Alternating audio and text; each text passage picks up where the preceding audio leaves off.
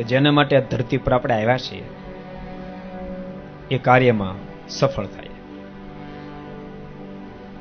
જેમ સૌરાષ્ટ્રને છોડીને સુરતમાં આવ્યા તો એક હેતુ હોય, રૂપિયા કમાય, તો સૌરાષ્ટ્રમાંથી સુરત આવ્યા એ હેતુ સર થયો. એમાં ધરતી પર આવ્યા તો પણ કાંઈક હેતુ લઈને આવ્યા છીએ.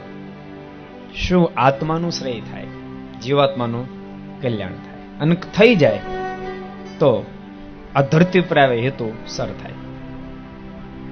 એટલે મુક્તિની બાબતમાં આપણે ચર્ચાઓ કરતા હતા, પણ હું એવું માનું છું ભક્તો, આમ તો આ ચર્ચાનો વિષય જ નથી, ચર્ચાનો વિષય જ નથી, અનુભવનો વિષય છે.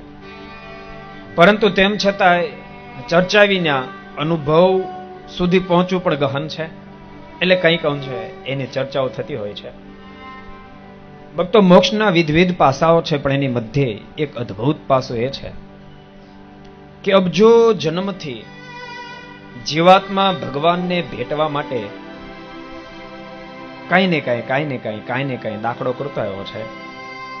પણ હજુ આ દિવસ સુધી, આ કલાક સુધી, આ મિનિટ સુધી, આ સેકન્ડ સુધી જેમ ભગવાનનો ભેટો થઈ શક્યો નથી.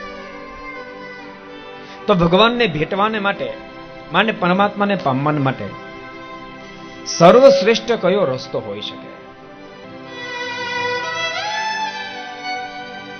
એટલે ભગવાનને આ દિવસ સુધી જીવાત્મા ભેટી શક્યો નથી.